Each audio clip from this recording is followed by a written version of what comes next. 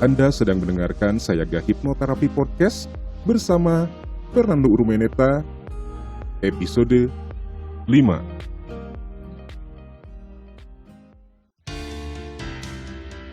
Selamat datang di serial audio podcast bersama Sayaga Hipnoterapi, institusi penyedia layanan hipnoterapi dan konseling profesional di Kota Bandung yang membantu penanganan berbagai masalah kesehatan, emosi, dan perilaku yang mengganggu kualitas hidup.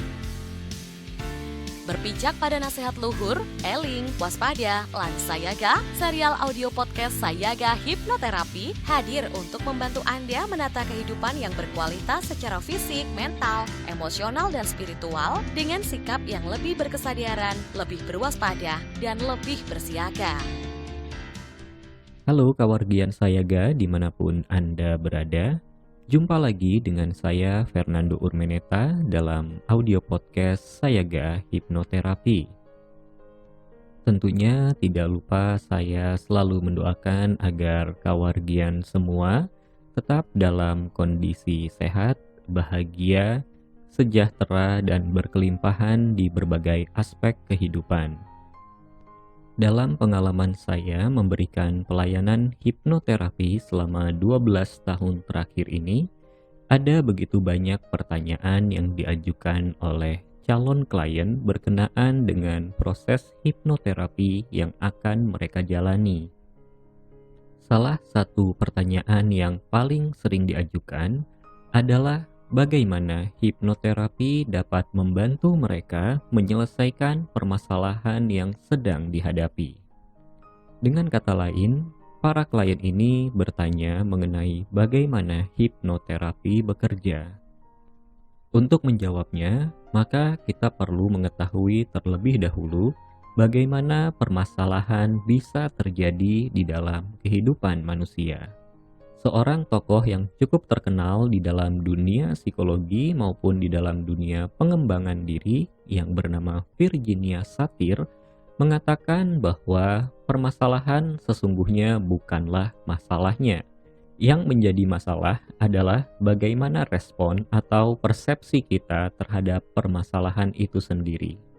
Sehingga bisa dikatakan bahwa suatu kondisi menjadi sebuah permasalahan tergantung dari persepsi kita terhadap situasi atau kondisi itu sendiri.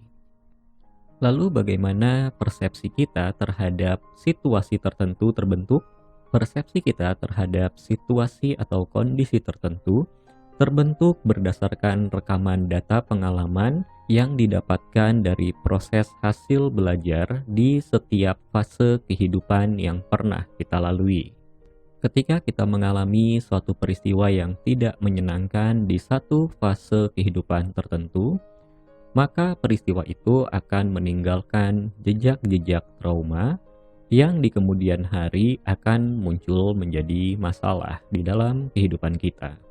Sebagai contoh, katakanlah ada seorang anak yang sedang bernyanyi di depan kelas, kemudian ditertawakan dan dicemooh oleh teman-teman sekelasnya karena mungkin suaranya yang tidak terlalu bagus, maka peristiwa ini dapat meninggalkan jejak trauma yang membuat orang tersebut di kemudian hari tidak berani untuk tampil di depan umum. Atau contoh lainnya, seorang anak yang tumbuh dalam keluarga yang otoriter, di mana anak tersebut tidak pernah didengarkan pendapatnya, atau tidak pernah dihargai keputusan yang diambil tanpa diberikan kesempatan untuk menjelaskan mengapa ia memilih keputusan tersebut, maka di kemudian hari ada kemungkinan anak ini akan tumbuh menjadi seseorang yang tidak mampu mengambil keputusan di dalam kehidupannya. Mengapa? Karena selama proses belajarnya, semua keputusan yang terjadi di dalam kehidupannya diambil oleh orang tua, dan anak hanya cukup menuruti semua keinginan dan keputusan dari orang tua. Lalu bagaimana hipnoterapi bisa menjadi solusi atas kondisi-kondisi atau permasalahan-permasalahan seperti yang disebutkan sebelumnya? Pertama sekali, kita perlu untuk memahami bahwa hipnoterapi tidak sama dengan hipnosis untuk pertunjukan. di mana dalam pertunjukan di televisi seringkali ditampilkan bahwa hipnosis dapat menjadi solusi yang instan untuk permasalahan-permasalahan tertentu.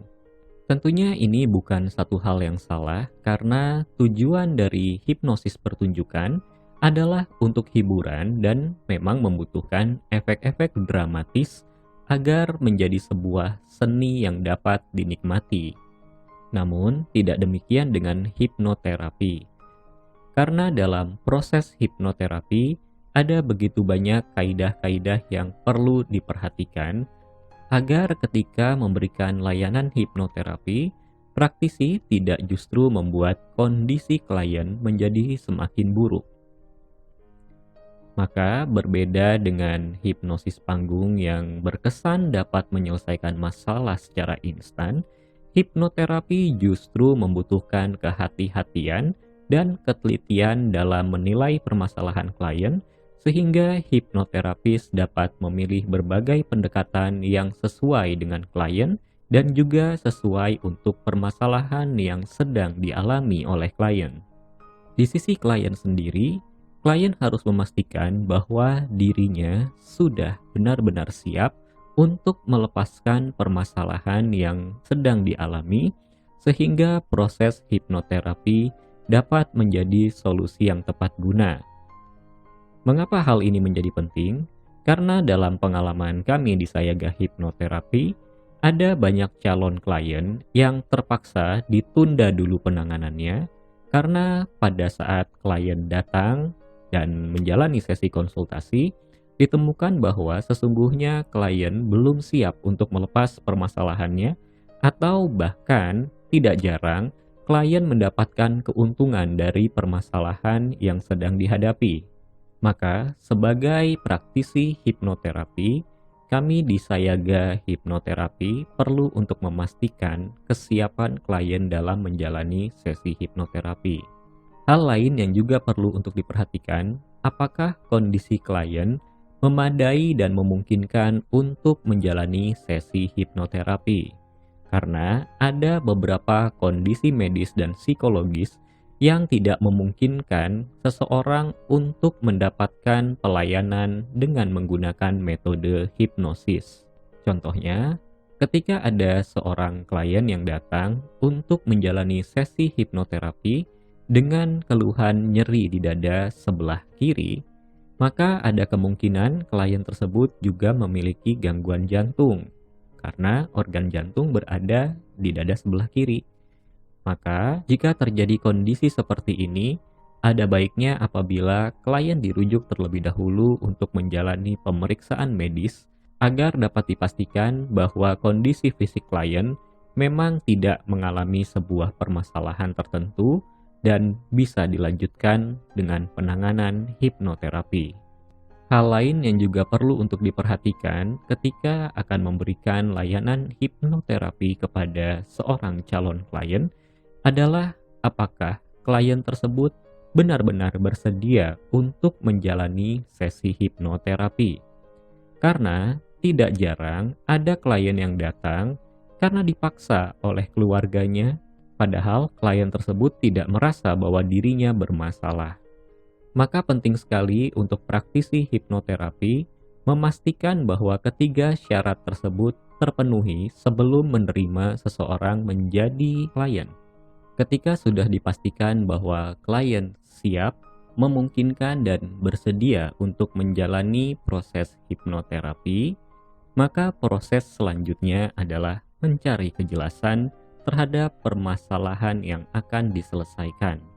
Hal ini sangat penting karena tidak jarang klien datang menemui seorang praktisi hipnoterapi dengan membawa label-label tertentu terhadap kondisi yang sedang dialami.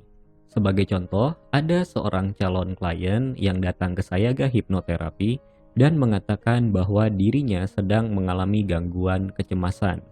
Padahal, setelah dilakukan penelusuran secara mendalam, ditemukanlah bahwa masalah klien sesungguhnya adalah takut untuk berbicara di depan umum. Ya memang ketika klien harus berbicara di depan umum, dia merasakan cemas, tetapi tentunya ini berbeda dengan gangguan kecemasan yang memang sudah masuk ke dalam gangguan mental. Maka sangat penting bagi hipnoterapis untuk tidak terjebak dalam label-label yang dibuat oleh klien sehingga nantinya dapat memberikan sebuah pelayanan yang tepat guna. Setelah didapatkan kejelasan terhadap permasalahan yang ingin diselesaikan, maka selanjutnya hipnoterapis perlu untuk membuat kesepakatan dengan klien mengenai indikator dari keberhasilan yang diharapkan oleh klien terhadap kondisinya.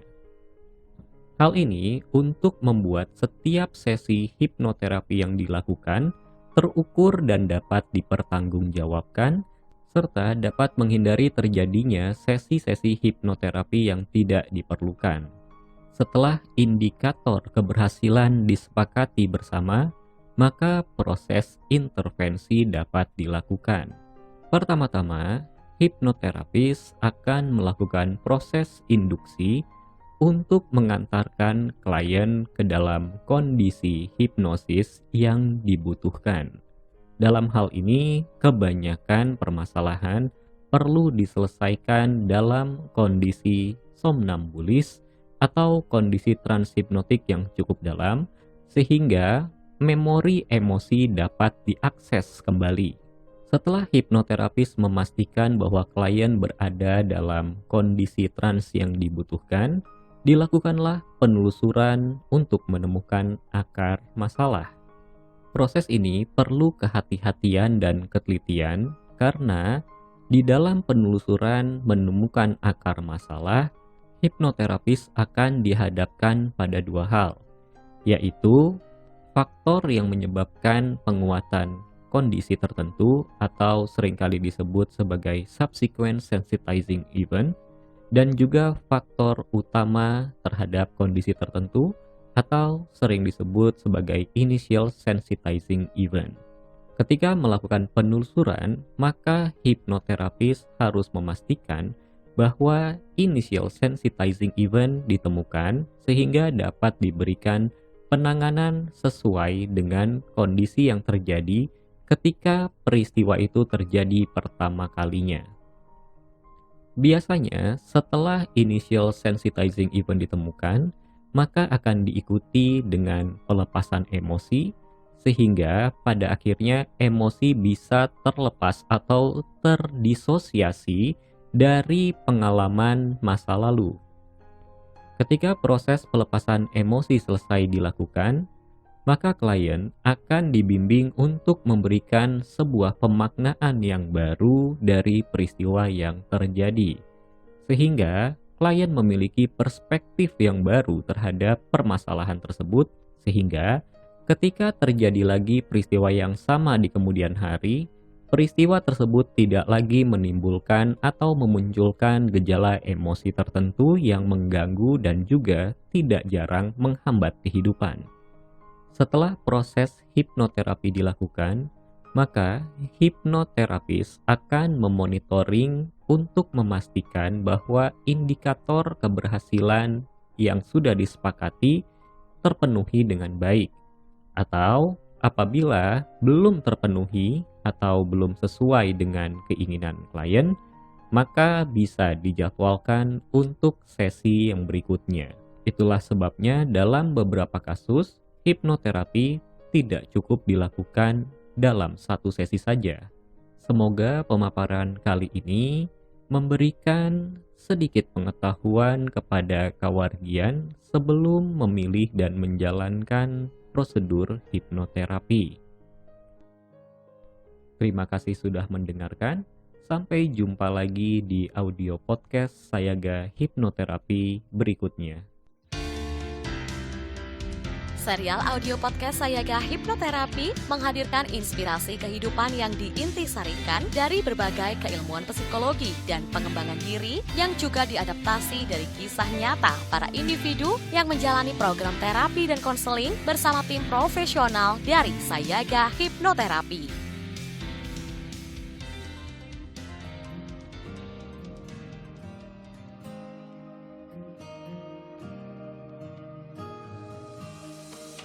Dapatkan lebih banyak inspirasi menarik lainnya dengan ikuti Instagram @sayagahipnoterapi Bandung dan podcast channel Sayaga Hipnoterapi.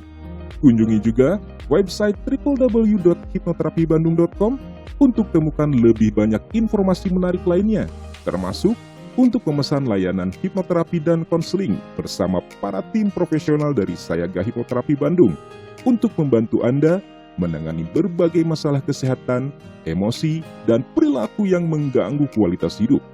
Mari menjalankan kehidupan yang eling, waspada, lan sayaga.